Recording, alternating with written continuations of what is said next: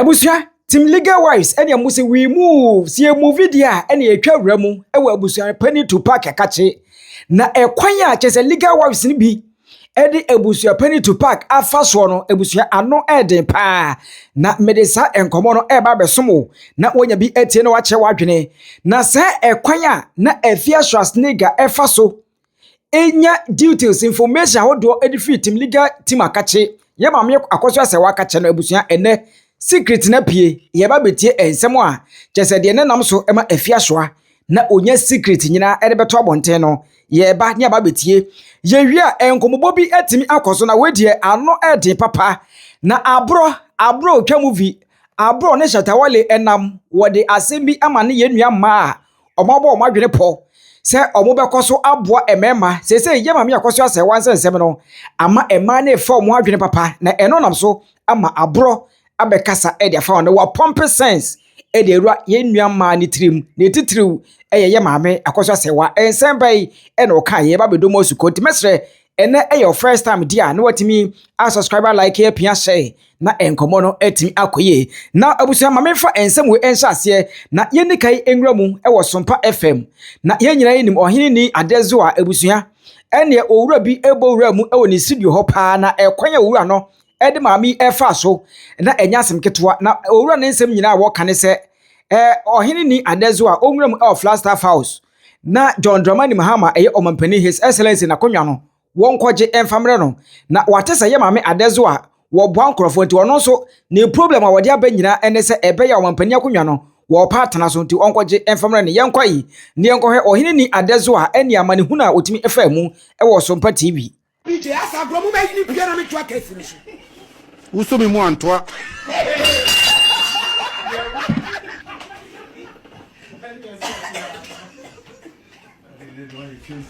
yo be sunu wa bia mediam to bodua eni nyina ye da o be sunu bia antoa o de so mi mu uso mi mu antoa be na me nya pema o Maame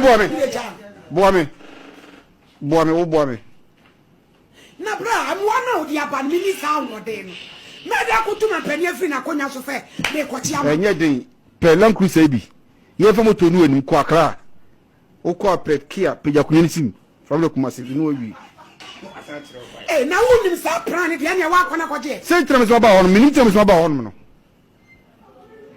eti ba ho na ti se wo ye bi man krofo wo bo nkrofo amwa na ye bo am sa amwa wa die no kuranie because nu akoya o ta so ya na announcement ane so bo hu no eti bi so mu de na mame mame no nya problem ni mame no nya problem ka che ya so ma blai wo me ho ana ya jwa da bi atino ida se o be boa me ana se Ghana ba chi garam 2 meje 1 eno kra half ne be ka no me de ben ponche na ntwi that's all yes I mean solim free a mesrawo wo be so mu so di anto be bo wo da wo be mabla ha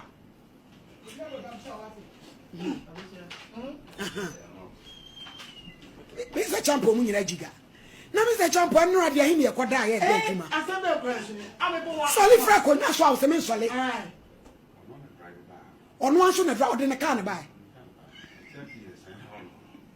se me ka mi yusuru untimi nto tina me se boa me o boa me meche wade that's all na bra sema if you Ghana for soli o se o boa me na so we dey se o boa me na so we me dey boa o se de ene ya ba boa me o ko ji sense John Dramani Mahama konwa mam na sa se bo de what bi dia eye simple me se pelan cruiser yem pe moto endie ni mo pinpon ni akra udura le peje ska pa kunya na dia blame na odi aye den odi konya na ye den na me traso nyi ya na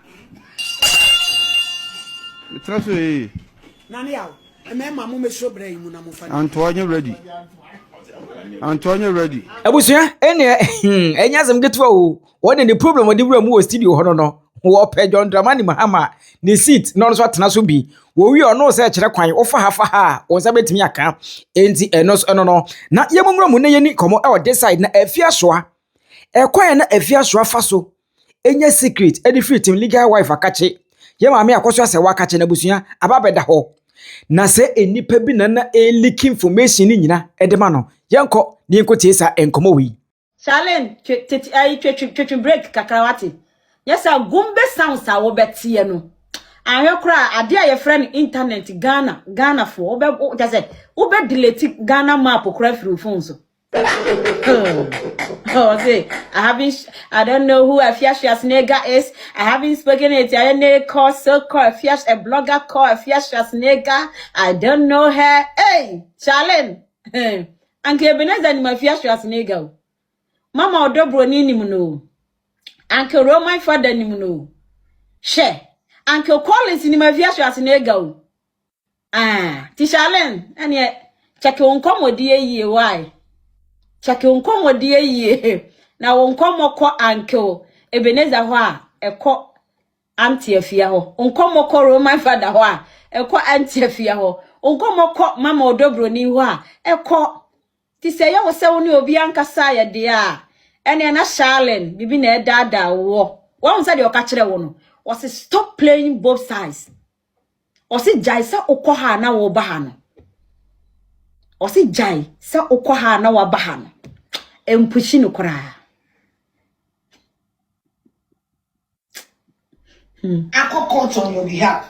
If you don't sign a letter for that lawyer, Afutuo didn't go to court on his own accord. You begged him. You cried. You begged him. Fuck off.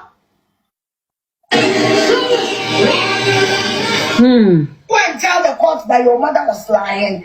Did I? I didn't go and tell your mother was lying. I don't know the discussion you had. You were the one that went to a lawyer, wrote a letter to the lawyer that you should go to court to say your mother is lying and you don't know anything about it. That makes your mother a criminal. If you're a legal student, then use your head. oh Charlene ene ye ka kire wo no samosi omo manipulate na Charlene ene ye nyintuma se omo manipulate omo dada o Charlene wapa ho 18 years ide so obi dada o e ma wo chiro letter dia you are responsible of it eno no omo ka kire wo no tisi ye dada wa mpa dia ye dada wo wie ye no ye kire wo se befa wankasa wo responsibility no because ye dada wo no ya nada wadwene ye dada wo no ya nada wo nsa no ti omo dada wo wie ye no a wo twro ye no ene ye ka kire wo se wo na wo twro ye enye ya sadia ba ko Ghana for wo se ye de to yetimu no obi dada wo e ma wo ko sign wo will wo ko sign wo japade de mana na utimi ko kan kire court se ye dada me wo sign ya wie Charlene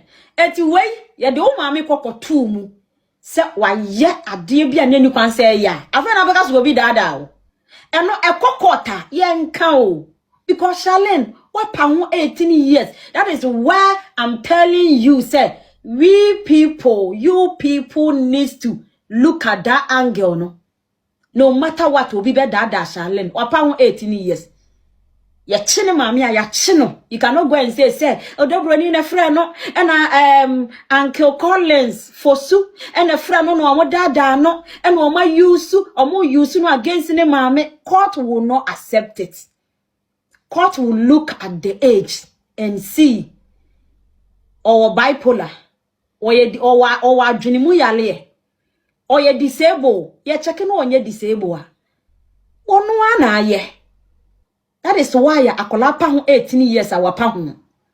Eti monka bibi nkyira no se from nale koi ode ne nsa kohhehye nkrata biase a eye ne maame nkwa eye ne maame wuo eye ne maame ani monyam eye ne maame ani mguase na ye nyai se ye de blame no e koma de oye manipulator no na wo woni obi ko competition woni opponent e pre ade wo de open na opponent nyema opponent ni pese wo wi ni bibi enti ni tactics bi obebo wi ni wo obo enti wo de na wo ebusua ene ewiase ehu papa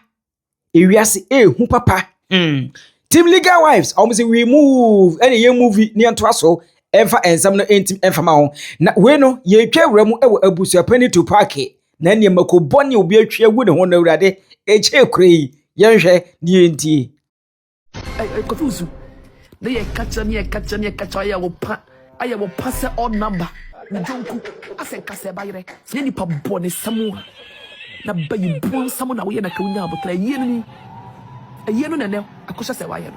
Okay, enti abusuapani Tupac ne nsem ene ne yede ma no ena ne nsa ka na kama we DHL ene de ma ne ye ena ne nsa ka nti eno so eno no na abro apompe sense e de Awurade Maame Akosua Serwaa ene emaba wa omoyi omakoma mu se omode omose ya omote no ombeboa emema omuni bie na omode omosi bia ekono na obibia so atim ahu se yes omo ena etimi aye bema we esa na abusua sese ne de ensem abronya abeka no wo hwe ma no ombefo omo adwena omommoa bema bia biem e wa asase we so yenti abro na yare ofuma konfo abetunu no da na ase yempam no keke at least onu so bibi so what you say but Akosua se what dey under Lumba dey o ka se ensem bi o ka na be 12 years ago and don't mean cancer ebian ka wonka se Akosua se won so nipa bonini a ka Lumba yare more than 8 years ago kon ka se enyam yiri we na yeme enam so nipa papa ntino eno o sanity no na dia me ya ne se wo ye Ghana ni ba na wo akoma se Maame Akosua Serwaa yi to twene etwem sa akoma no so wo ye Ghana ni ba na wo akoma papa se Maame Akosua Serwaa mesia be bi wa ba abrochire mebua no be bi wo Ghana ma ayem ni physical support no wo Jimmy dread etwem twaso enye biem misifa Akosua Serwaa die fa ya dusuade de wako Germany onu nso se kom de enko yie ma no no obi etimi abo no mana peja ama na gidie ma na busu agidin ama na wu ma na busu apani Tupac abagidin no na se ne yiwa ma wo yo ba na wo hwe me abro emwo be ma bio mimini anu ma wo awuni mo from say ana me discount mo akonta na amfa ma me no je ma yi anu ko wura ko abawo because my from you to omfo said the out say emwo. But the fact that this happened with the Lumba kid doesn't mean that all men are going to be like what happened. Hey, me say wunim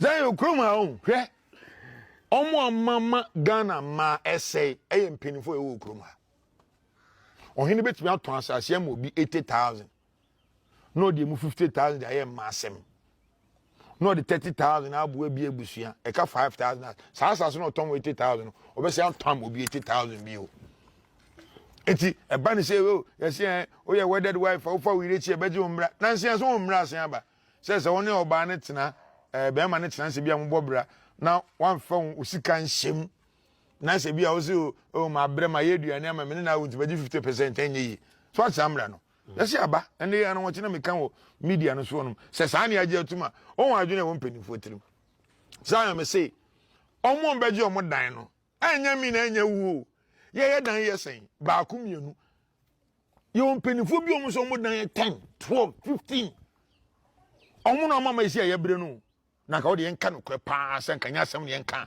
kodobru na nka nya size no nya asem ne enka me buru 40 years don't know how many years me age mate pa no 60 years man but do de bibia timisi timisira Ghana man no ukoware na hu se ukunu twempna efutu ni tiemie one ubetimi oba no ida se ubebonu dua ama na ewu ana ubebonu dua ama na yare na ho aton cause uko court say the court here you be ko appeal un court bro fu bi am court ene ya. The case has been adjourned. The case has been adjourned to 15th of October 2094. Now I say aba me dey be to me takrade. Akonfo ko attack mo takrade me dey ka akobom no na me che baako. Ye ko court first time. Zion imagine ka ekura me ma to petro. Me kudu takrade akoda hotel ma dey achi. Me kudu court na pa 9. Judge be transfer be 10 something. They do me case be 11:15. You frame case in 2 minutes. 2 minutes. The case has been adjourned to next 2 weeks. Then. No, say driving from Takrady to Kumasi. Imagine the risk, the road nuclear risk. 3 weeks. No, my say ko kroma kwada madiachi. You could do one upon 9:30. Near self the case has been adjourned to. I want to pay them. I'm saying, my lord, case we mean trust you. Remember, I could be you cry. No, I mean to me follow. Eti say who couldn't be caught. Zion unim. And maybe tia warriors here. So musuno. Omkenye ye obi kunu ayen wedding oni be ma na bra bi mo ton spray obi ton watches e mo ekoli saa de sisi omo fie wi na be ma na akọ ba wa bonte wedded wife na wa asen aka che o se me koje akora na asen abro ma wa hwe no no akọje akora na abro nti maame no ohwe ne ma wawo 4 no ohwe no kunu nkola bi okoso abonte aba be 3 a ubekom kwa na bi akora no kura no papa na bi a memfa say we media man tika oba be di agro bi a phone microphone radio ube wona akora bi a ne papa media no kura hama je utuze ni maame fe chire captain bi na dey wanyem ni maame obody abeso na say be see wedding ase so imagine the problems that you pass through. But some man in your muntiminka. It means say be unse ukuna nyim obi pe mame do betime ye bia wo de ye na se for na se. I say Maame Akosua say be do airport especially Kumasi akade na say okay because I'm the first time coming to Ghana fine. But second time obe Kumasi then all of you no be ko airport be 3 hours. Aviation much chess and interviews and much check day now mako print my certificate. Almost say even certificate am don for court no. Airport am ko chess set. No, but they say it's a squad bike, was a D&D bike, was a car, is a three bikes, 3 times. Car papa, ha. No more the mechanic. Okay, Ukabe. Oh, make here is we. Sorrento. Yeah, bay. That way 2023 or something. I never registration make on car and got a model year. I wait 2022. 2022.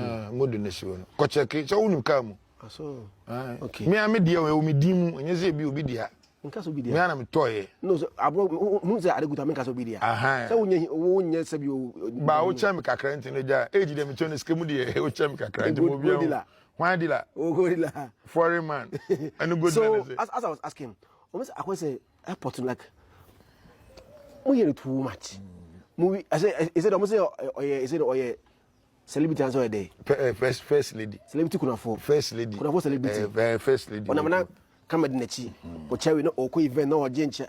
Almost say Team LegalWife more than too much. That's it. We pure Bible mo. A bra Joseph, Ninianum, a Tony G. Duano.